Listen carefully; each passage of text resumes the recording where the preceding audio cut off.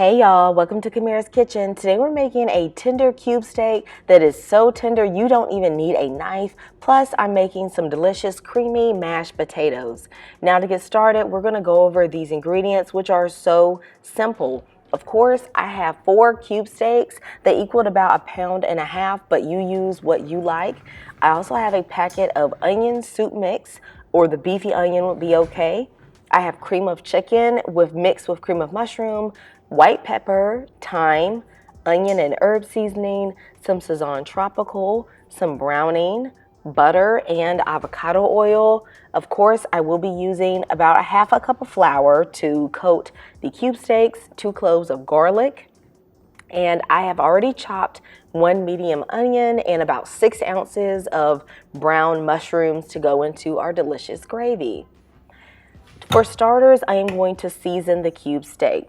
Now, I am putting on about 1/2 teaspoon in total of white pepper, but black pepper is totally fine. About 1/2 teaspoon of onion and herb seasoning. This is essentially a mixture of garlic powder, onion powder, and a few herbs. If you don't have this, then you are welcome to just use garlic powder, onion powder, and a little bit of Italian seasoning.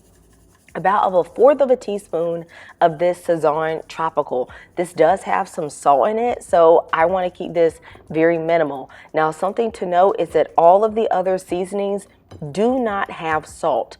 You do not need to add salt to your cube steak when you are making it because the onion and herb mix, the onion soup mix and the cream of mushroom have plenty of sodium, and I like to watch the sodium level, so this is fine.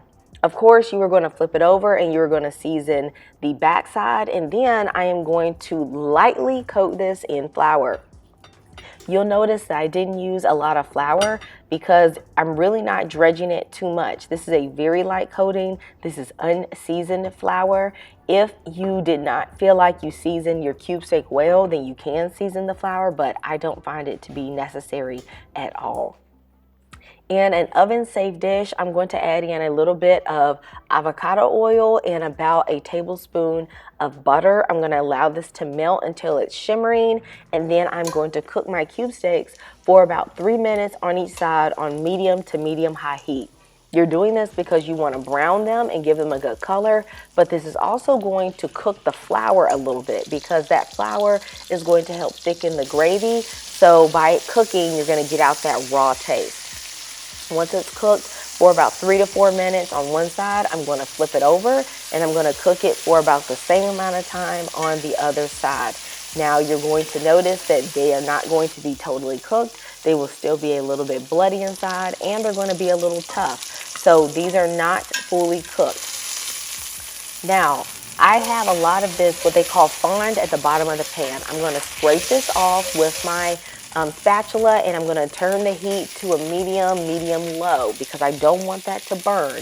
I'm going to add in my onions and my mushrooms, and I'm going to start sauteing these for about 3 minutes until they begin to soften. To help get up some of that fond, I'm going to add in about 1/2 cup of water coming up. Before I do that, I put in about 1/2 teaspoon of dried thyme. I mix that in. It'll start to get fragrant, and then my 2 cloves of minced garlic. I'm going to toast that just for about 30 seconds, and then I will start getting up the fond at the bottom of the pan. Now that is essentially your flavor. You need that, okay? I don't know what people do when they start cleaning out their pan and then continuing to cook. This is the essential flavor of the gravy dish. Once I get that all up from the pan, then I'm going to start putting in my cream of mushroom. Now you can use cream of chicken, cream of mushroom, whatever one that you like.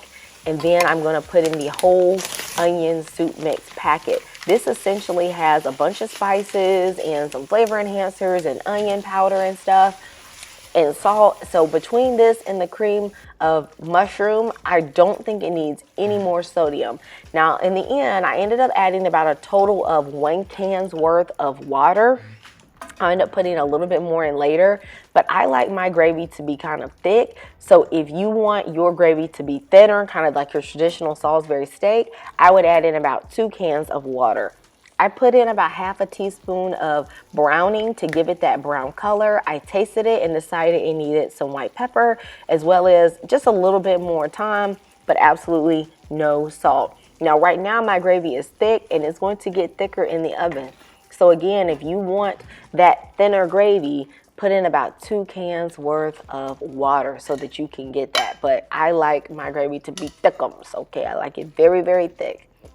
I'm gonna toss my cube steak in this onion mushroom gravy, and then I'm gonna cover it and I'm gonna put it in a 350-degree oven for 40 minutes, and I'm gonna allow it to cook. If you don't have a cast iron skillet with a lid, you can use some foil and close it very tightly. If you've been enjoying this video so far, please go ahead and give me a thumbs up and subscribe for weekly recipes. While this is cooking, I'm going to go ahead and start on my mashed potatoes. Now I have some water boiling and I'm going to put in, for a little flavor, just a sprig of rosemary and a generous pinch of salt, because you know potatoes, they just need a lot of salt, okay? This is 1 pound of potatoes. I cooked them until they were tender. And now here's the secret to some good mashed potatoes. Do them on the stove. So my stove is on low.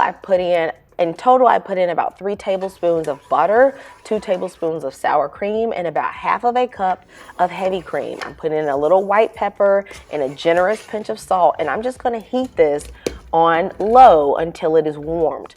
While the eye is still on, I'm going to add in my potatoes and begin to mash them. A lot of times people's potatoes become gluey because the cream they put in is cold and then the potatoes are warm, and so it just creates this gluey texture. But if you do it like this, I guarantee you will have very smooth mashed potatoes. Now this is 40 minutes in, and as you can see, there's a lot of fond sticking to the bottom of the pan.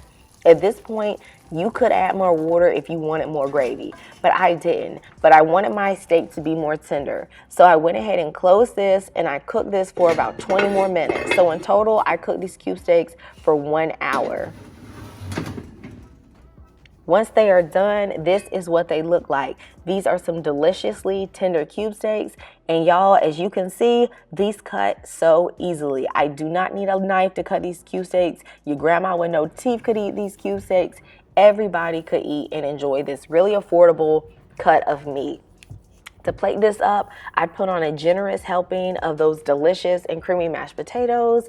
I put on 2 cube steaks with a little bit of extra onion and mushroom gravy, which is just perfect with these mashed potatoes. And of course, I always like to add a little something green. So I like to do a California mix. I just heat up in the air fryer, and then you have a delicious meal. I hope you guys love this. Please know that I love you and Jesus loves you, and I'll see you next time in Camirra's Kitchen. Goodbye.